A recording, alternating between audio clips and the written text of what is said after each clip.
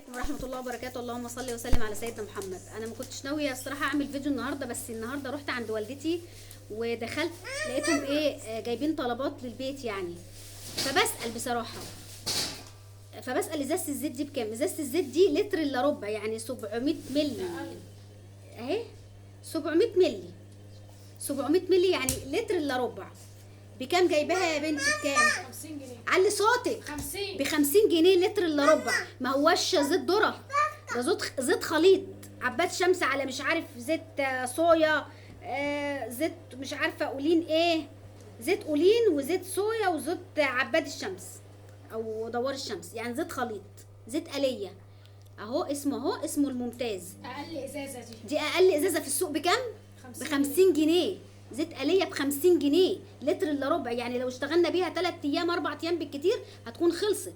400 ده لو كفت 4 ايام بحلو. مش هتكفي 4 ايام كمان، مش هتكفي. انا من كام يوم، من يومين كده، عملت فيديو ان انا اشتريت سمك جاهز عشان ما عنديش زيت، واشتريت وجبه سمك ب 300 جنيه 300 جنيه وجبه سمك بس عشان ما عنديش زيت.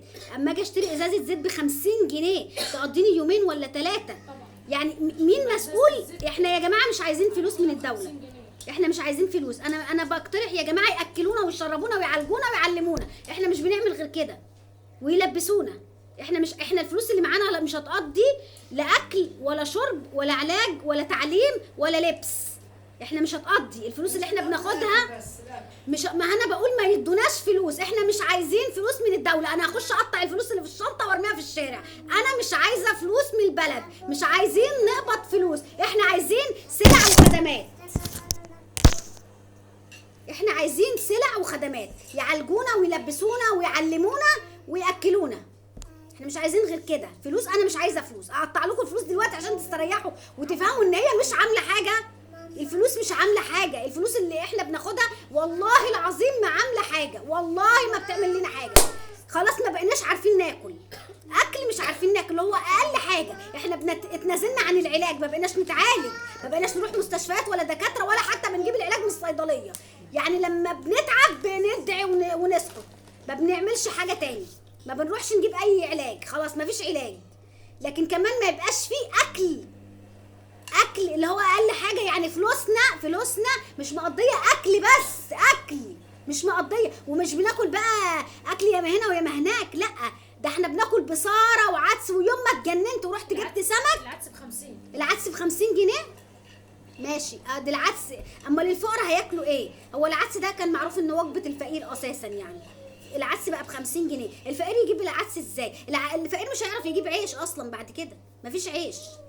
احنا لا عارفين نجيب عيش ولا عارفين نجيب رز ولا عارفين نجيب مكرونه. الثلاثه دول اللي بياخدوا عن بعضهم. يعني لو جبت رز مش لازم اجيب عيش. كيس المكرونه ب 10 جنيه، انا جايباه اول امبارح. كيس المكرونه ب 10 جنيه اللي هو 400 جرام، مش نص كيلو. كيس المكرونه 400 جرام انا جايباه ب 10 جنيه. 400 جرام كان ثمن سالته تاني دلوقتي قال لي ب 10. ايه ده ايه في ايه؟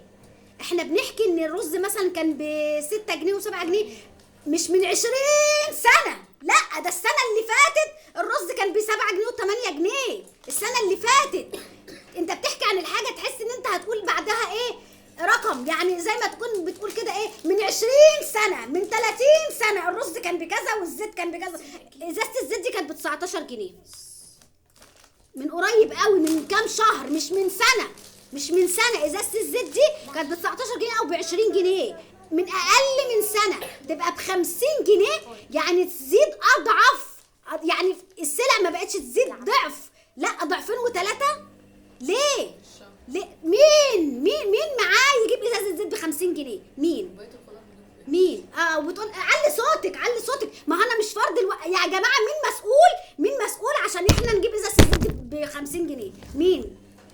احنا بناخد كام عشان ندفع كام 50 جنيه؟ لحد الشهر اللي فات دي كانت ب 30 جنيه. لحد الشهر اللي فات كانت ب 30، يعني زادت 20 جنيه في شهر. والريت ب 45 جنيه. الريتل كانت ب 45، واللي هي اللتر الا ربع دي كانت ب 30 جنيه الشهر اللي فات. يعني انا المفروض اعمل حسابي في كل شهر ازود 1000 ونص 2000 جنيه على مصروفي عشان اقدر امشي مع الزياده. كل شهر المفروض ان انا ازود مصروفي 1000 ونص 2000 عشان ابقى ماشيه في الزياده. لكن انا بالعكس مصروفي واقف زي ما هو، وفلوسي واقفه زي ما هي، وقبضي واقف زي ما هو من سنه واثنين وثلاثه، بس الاسعار هي الشهر. الشعب كله بقى مديون لبعضه، احنا كلنا عمالين نستلف من بعضنا عشان ناكل، مش عشان بقى نتفسح ولا نتعالج ولا نجيب لبس ولا ما في، لا عشان ناكل كلنا مديونين من بعضنا، كله عمال يستلف من بعضه. انا ما بشوفش حد ماشي في الشارع غير لما بيطلب على وشه وبيقول انا ما معيش، انا مش عارف اجيب منين. ما شفتش حد غير واشتكى.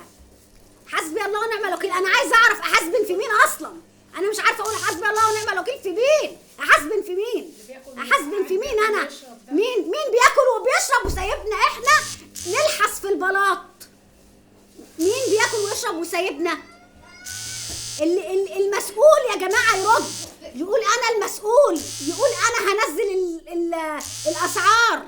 وبعدين انا مش عايزه اسمع كلام تلفزيون وكلام فاضي، انا عايزه لما انزل السوق الاقي الحاجه على قد فلوسي، يا تكتروا لي بقى فلوسي يا تنزلوا لي السلعه يا تقللوا لي ثمن السلعه. ما هو يا ده يا ده، احنا هنمشي ما بعد كده ما حدش هيلوم حد انه سرق ولا قتل، مش هنلومه. نلومه ليه؟ ما هو بيسرق عشان ياكل وبيقتل عشان يسرق عشان ياكل، مش هنلوم حد بعد كده. المسؤول مش هيبقى في جواز كمان، هيبقى في بقى اغتصاب وتحرش ومش عارفه ايه والكلام ده. ربنا يسلم والله العظيم. مين المسؤول على ان احنا مش لاقيين ناكل؟ مين المسؤول؟ انا الفلوس اللي معايا دلوقتي دي كانت معيشاني احسن عيشه، تلاجتي كانت بتبقى مستفه اكل، دلوقتي تلاجتي فاضيه عشان هي نفس الفلوس، والسلعه الواحده بس اللي كنت بشتريها ب10 بقيت اشتريها ب50. اشتري ايه ولا ايه؟ ما هي فلوسي هي اشتري ايه ولا ايه؟ ايه ده بقى؟ ما بقيناش معانا ندي صدقات لبعض، مش عارفين نتصدق على بعضنا، اصل كل واحد يا دوبك مش هقول مكفي نفسه. 357 ديت 57 هتقفل، مستشفى 57 هتقفل عشان ما فيش تبرعات، وده اكبر دليل على ان المستشفى دي كانت قايمه بفلوس الفقراء، يعني اللي كان بيتبرع كان فقير، لما الفقير خلاص ما بقاش معاه فلوس يتبرع المستشفى هتقفل. اول ما اسمعها دي حلوه دي والله، يعني احنا اللي كنا مقومين مستشفى 57 ولما ما بقناش معانا فلوس نقضي نفسنا فمنعنا التبرعات، تقوم المستشفى تقفل. يعني الاغنياء ما كانوش بيتبرعوا، لو كانت المستشفى دي قايمه على فلوس الاغنياء ما كانتش المستشفى اتاثرت في الغلو اللي احنا فيه ده، ما كانتش المستشفى اتاثرت، كانت الاغنياء تفضل تتبرع عادي ما هي معاها. لكن احنا عشان احنا اللي مقومين المستشفيات تبرعات طول رمضان، تبرعات، احنا اللي بنتبرع واحنا اللي بنتصدق. احنا لما وقعنا المستشفى كمان وقعت وكله هيقع من بعدينا. الاغنياء مش حاسين بحاجه، الاغنياء لا بيتبرعوا المستشفى ولا بيصرفوا على حد ولا بيصدقوا على حد ولا بيزكوا ولا بيعملوا حاجه خالص. الفقراء اللي مقومين البلد، والفقراء لما بتقع وما معهاش فلوس البلد كمان تقع معاها.